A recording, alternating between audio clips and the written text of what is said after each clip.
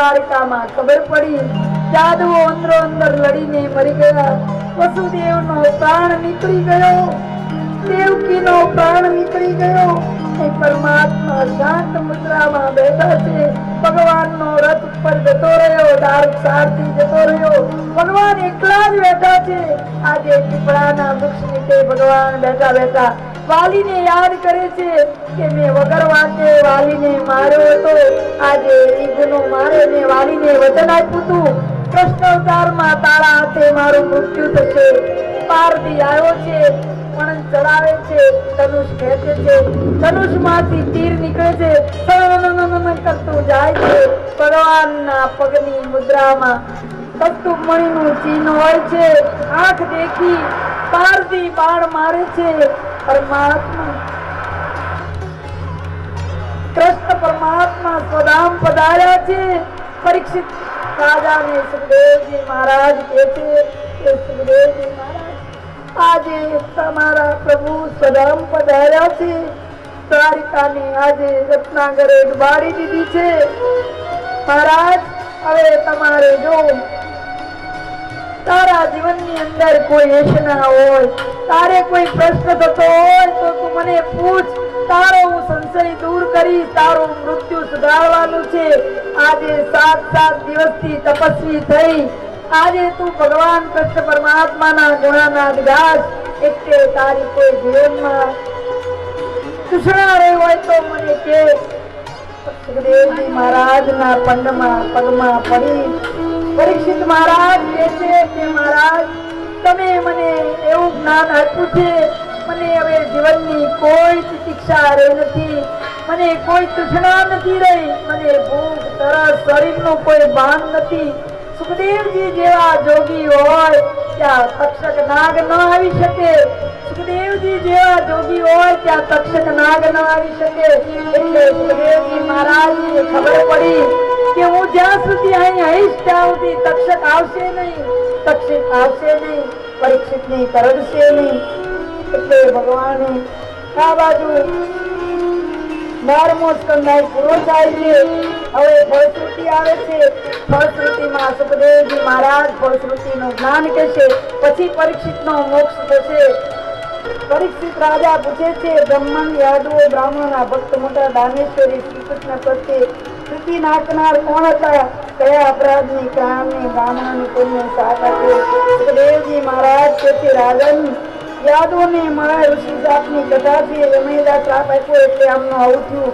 એટલે ભૂલે ચૂકે બ્રાહ્મણોનો દ્વેષ ન કરવો, બ્રાહ્મણોનો દ્રોહ ન લેવો. ભગવાન કૃષ્ણ બધું જાણતા હતા, છતાં એમણે બ્રાહ્મણોના શાપને વ્યર્થ બનાવ્યો નથી.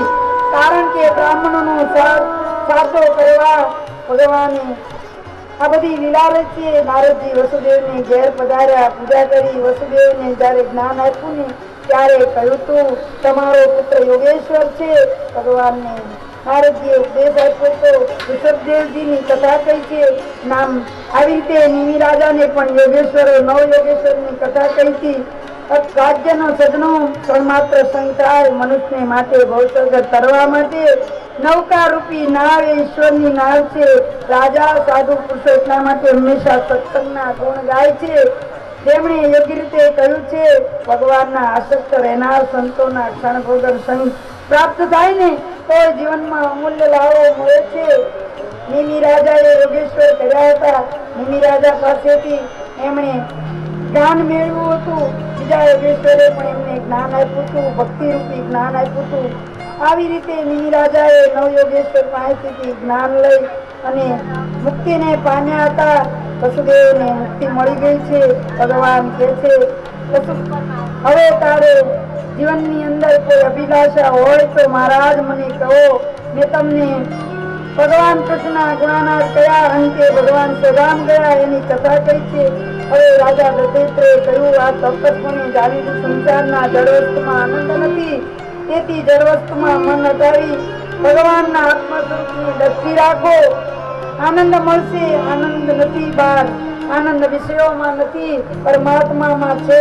ભગવાનની તરફ આનંદ રાખો. મનુષ્યને દીક્ષા ગુરુ જોઈએ, શિક્ષા ગુરુ ન હોય તો ચાલે.